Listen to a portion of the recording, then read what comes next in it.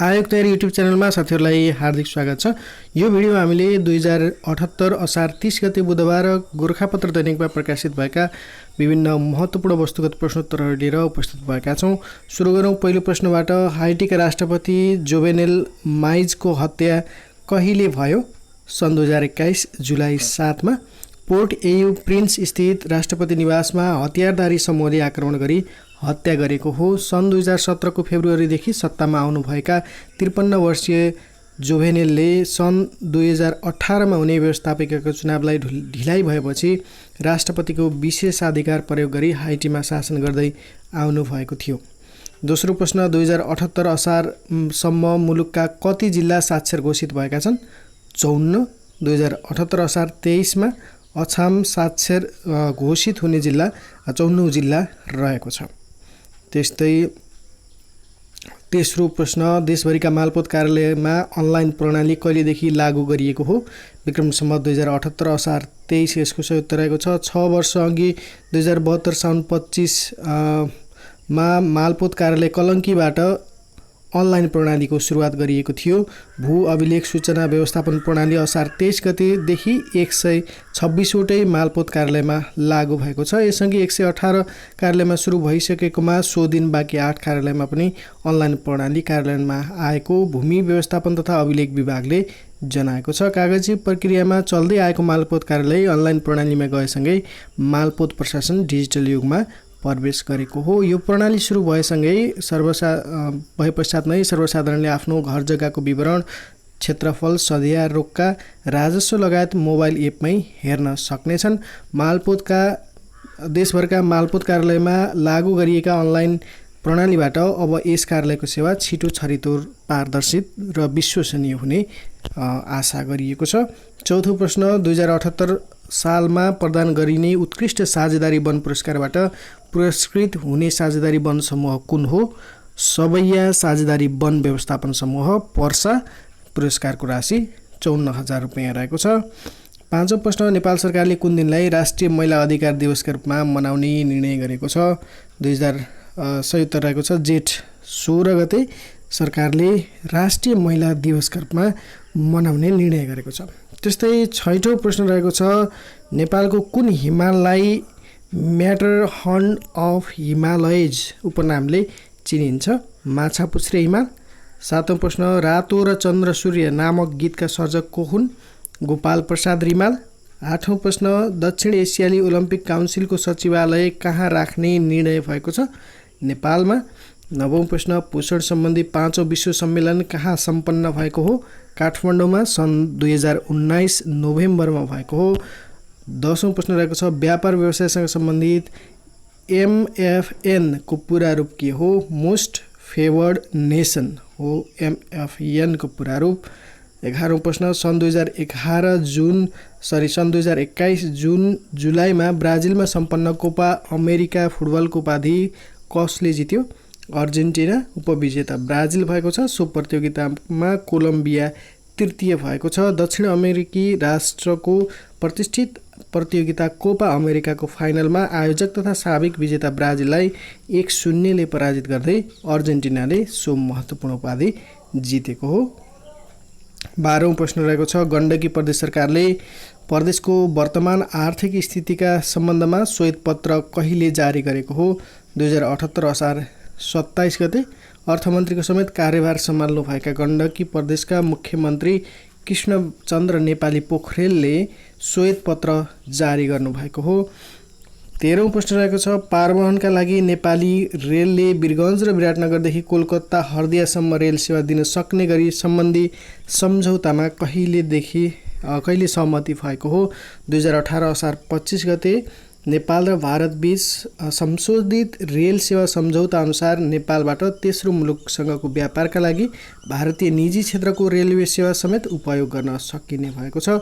यसअघि निश्चित कम्पनीबाट सञ्चालित रेलवे सेवा मात्र ढुवानीका लागि प्रयोग गर्नुपर्ने बाध्यात्मक अवस्था रहेकोमा 2078 असार 25 गते संशोधित सम्झौतामा हस्ताक्षर भएसँगै अब धेरै विकल्प खुला भएको जनाइएको छ। 14औं प्रश्न रहेको छ। सर्वोच्च अदालतले वर्तमान संविधान अनुसार दोस्रो पटक प्रतिनिधि सभा विघटन बदर गर्ने फैसला कहिले गरेको हो? 2078 असार 28 यसको सही उत्तर रहेको छ। प्रधान न्यायाधीश चोलेन्द्र शमशेर जबरा र न्यायाधीश दीप कुमार कार्की, मीरा खड्का, किशोर प्रसाद खतिवडा एवं डाक्टर आनन्द मोहन भट्टराईको संवैधानिक इजलासले प्रधानमन्त्री नियुक्तिको प्रक्रिया समाप्त नभएको धारा 76(5) को पूर्वावस्था कायम रहेको, विश्वासको मत प्राप्त गर्ने अवस्था कायम रहेको भन्दै विघटन बदर गरेको हो। इजलासले उक्त विघटन यसअघि 2077 फागुन 11 गते भएको मुद्दाको फैसला प्रतिकूल रहेको पनि उल्लेख गरेको छ। विघटन बदरसँगै अदालतले नेपाली काङ्ग्रेसका सभापति शेरबहादुर देउवालाई 2 दिनभित्र प्रधानमन्त्री नियुक्त गर्न परमादेश समेत जारी गरेको छ। मन्त्री परिषदको सिफारिसमा 2078 जेठ 8 गते प्रतिनिधि सभा विघटन भएको थियो। राष्ट्रपति कार्यालयमा देउवाका पक्षबाट 149 सदस्यको हस्ताक्षर परेको देखिँदा त्यसलाई विश्वासको मत लिन सक्ने आधारका रूपमा लिनुपर्ने फैसलामा उल्लेख गरिएको छ। बहुमत सदस्यको हस्ताक्षर नै विश्वासको मत प्राप्त गर्न सक्ने आधार भएको उल्लेख फैसलामा रहेको छ। संशय भएमा त्यस्तो हस्ताक्षरको परीक्षण स्वाभाविक हुने पनि फैसलामा भनिएको छ। प्रधानमन्त्री केपी शर्मा ओलीको सिफारिसमा दोस्रो पटक गरिएको प्रतिनिधि सभा विघटनलाई अमान्य गर्दै सर्वोच्चले प्रतिनिधि सभा पुनर्स्थापना र 7 दिनभित्र बैठक बोलाउने व्यवस्था मिलाउन पनि परमादेश दिएको छ। यस सम्बन्धी थप विवरण अझै रहेको छ।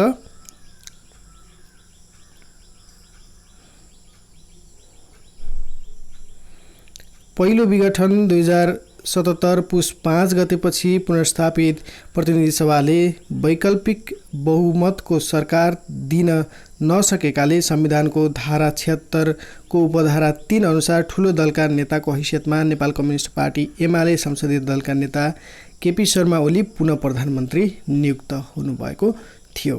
15औं प्रश्न रहेको छ।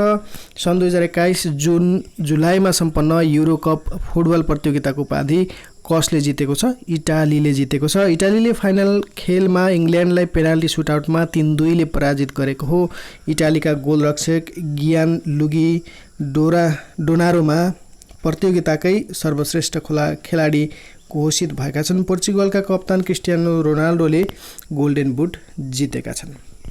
यो सँगै साथीहरूलाई एउटा जानकारी गराउँ। आयोग तयारी नेपाल.com को वार्षिक समसामयिक प्याकेज लिनुभएका साथीहरूले यो असारको समसामयिक प्राप्त गर्दा जुन साउनको 1-2 गते प्राप्त गर्नुहुनेछ, उक्त समसामयिक प्राप्त गर्दा तपाईँले इबुक प्राप्त गर्नुहुनेछ, जसलाई तपाईँले प्रिन्ट गरेर परीक्षाको तयारीको लागि समेत अध्ययन गर्न सक्नुहुनेछ। प्रिन्ट गर्न सहज हुने किसिमले उपलब्ध हुनेछ। त्यसैले पहिले नै प्रिन्ट गरिसक्नु भएको साथीहरू बाहेक अब प्रिन्ट गर्ने सोच्दै हुनुहुन्छ भने केही दिन पर्खिनु होला र त्यससँगसँगै तपाईँले परीक्षाको 1 हप्ता अगाडिसम्म र परीक्षाको दिन अघिसम्मका समसामयिक पनि नियमित रूपमा तपाईँले वेबसाइटमा हेर्न सक्नुहुनेछ। त्यसको लागि तपाईँले आयोगतयारीनेपाल.com मा जान सक्नुहुनेछ भने उक्त प्याकेज नलिनुभएका साथीहरूले कसरी लिने भन्ने जिज्ञासा छ भने यो भिडियोको कमेन्टमा अथवा डिस्क्रिप्सनमा भएको सम्पर्क नम्बरहरूमा सम्पर्क गर्न सक्नुहुनेछ अथवा आयोगतयारीनेपाल.com मा गएर पनि लिन सकिनेछ। 16औं प्रश्न। दक्षिण एसियाली ओलम्पिक काउन्सिलको सन् 2021 जुलाई 12 को बैठकले 14औं साग खेलकुद प्रतियोगिता कहिले गर्ने निर्णय गरेको छ? सन् 2023 मार्चमा 14औं साग पाकिस्तानका 5 सहर लाहोर, फैसलाबाद, गुजरानवाला, इस्लामाबाद र सिलाकोटमा हुने निर्णय गरेको छ। 14औं साग शिखर सम्मेलनको मिति तोकिएको छ सन् 2023 मार्चबाट। 17औं प्रश्न। सरकारले प्रत्येक वर्ष प्रदान गर्दै आएको राष्ट्रिय प्रतिभा पुरस्कार 2078 मा कसलाई प्रदान गरिएको छ? ख्याति प्राप्त हास्यव्यङ्ग्य अभिनेता मदन कृष्ण श्रेष्ठ।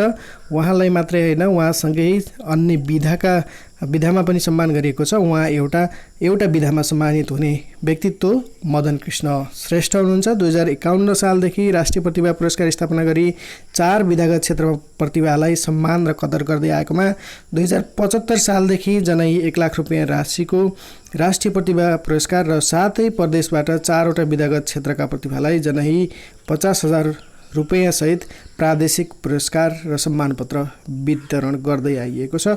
अन्य विधाका पुरस्कारहरू कसले प्राप्त गर्नुभयो तपाईँले हाम्रो वेबसाइटमा हेर्न सक्नुहुनेछ। साथै प्रदेशका र अन्य पुरस्कारबारे पनि तपाईँले वेबसाइटमा हेर्न सक्नुहुनेछ। 2078 सालको जनगणना अनुसार नेपालको साक्षरता कति प्रतिशत रहेको छ? 65.9। पुरुषको साक्षरता दर 75.1% र महिलाको 57.4% रहेको छ। 19औं प्रश्न, प्रत्येक नागरिकलाई राज्यबाट आधारभूत तहसम्मको शिक्षा अनिवार्य र निशुल्क तथा माध्यमिक तहसम्मको शिक्षा निशुल्क पाउने हक सम्बन्धी व्यवस्था वर्तमान संविधानको कुन धारामा रहेको छ? धारा 31 को उपधारा 2 मा रहेको छ। जनजाति समुदायमा सबैभन्दा धेरै प्रतिशत साक्षरता भएको जाति कुन हो? थकाली। 21औं प्रश्न, विश्व नवपरिवर्तन सूचकाङ्क 2020 अनुसार पहिलो स्थानमा रहन सफल राष्ट्र कुन हो? स्विजरल्यान्ड। विश्व नवपरिवर्तन सूचकाङ्क 2020 मा वर्ल्ड इन्टेलेक्चुअल प्रपर्टी अर्गनाइजेसनद्वारा प्रकाशित सो सूचीमा नेपाल 95औं स्थानमा रहेको छ।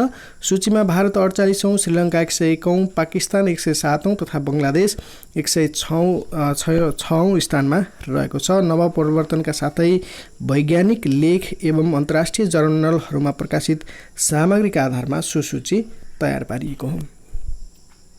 22औं प्रश्न, वर्ल्ड जस्टिस प्रोजेक्टद्वारा प्रकाशित रुल अफ ल इन्डेक्स 2020 अनुसार कानुनी शासन राम्रो भएका राष्ट्रमा पहिलो स्थानमा पर्न सफल राष्ट्र कुन हो? डेनमार्क। सो सूचीमा नेपाल 61औं स्थानमा छ। 128 देशमध्ये सार्क राष्ट्रमध्ये श्रीलङ्का 66औं, भारत 69औं, बङ्गलादेश 115औं, पाकिस्तान 120औं तथा अफगानिस्तान 122औं स्थानमा रहेका छन्। सूचीको सबैभन्दा अन्तिम स्थानमा भेनेजुएला रहेको छ। 62औं ग्रामी अवार्ड 2020 मा सर्वश्रेष्ठ गायनको उपाधि कसले जित्नु भएको छ? सही उत्तर हो लिजो। लिजो अर्थात् वास्तविक नाम मेलिसा भिभिएना जेफरसनले कुच आई लभ यु टुथ हर्ट्स नामक गीत गायनका लागि सो उपाधि जित्नु भएको हो। सो अवार्ड गीत, सङ्गीत तथा गायनका क्षेत्रमा उत्कृष्टता हासिल गर्ने कलाकारलाई प्रदान गरिन्छ ग्रामी अवार्ड। 24औं प्रश्न, 25औं पटक सगरमाथा आरोहण गरी सर्वाधिक सगरमाथाको आरोहणको कीर्तिमान कायम गर्ने पर्वतारोही को हुनुहुन्छ? कामिरिता शेर्पा। उहाँले 2078 वैशाख 24 गते सो आरोहण गर्नुभएको थियो। 2078 वैशाख 24 गते उहाँले आफ्नो 24औं सगरमाथा सफल आरोहणको कीर्तिमानलाई भङ्ग गर्दै 25औं पटक सगरमाथाको आरोहण गर्नुभएको थियो। 25औं प्रश्न, राष्ट्र बैङ्कमा पहिलो महिला डेपुटी गभर्नरका रूपमा नियुक्त हुने महिला को हुनुहुन्छ? नीलम तिमलसिना ढुङ्गाना। विक्रमसम्म 2077 फागुन 25 को मन्त्री परिषद बैठकले राष्ट्र बैङ्कमा नीलम तिमसिना ढुङ्गाना र बमबहादुर मिश्रालाई डेपुटी गभर्नरका रूपमा नियुक्त गर्ने निर्णय गरेको हो। राष्ट्र बैङ्कमा 2 जना डेपुटी गभर्नर हुने व्यवस्था रहेको छ। 26औं प्रश्न, भौतिक पूर्वाधार तथा यातायात मन्त्रालयले सडक, रेल लगायत यातायात विकासका लागि कति वर्षे रणनीतिक योजना बनाएको छ? 5 वर्षे। जिका भाइरस कुन प्रजातिको लामखुट्टेको टोकाइबाट सर्दछ? Aedes aegypti. दक्षिण एसियाली क्षेत्रीय सहयोग सङ्गठन सार्कले कुन अन्तर्राष्ट्रिय संस्थासँग स्मृति पत्रमा हस्ताक्षर गरी पहिलो सम्झौता गरेको थियो? United Nation conference of trade and development संस्थासँग। 29औं प्रश्न, नेपालमा पहिलोपटक निर्यात दिवस कहिले मनाइयो?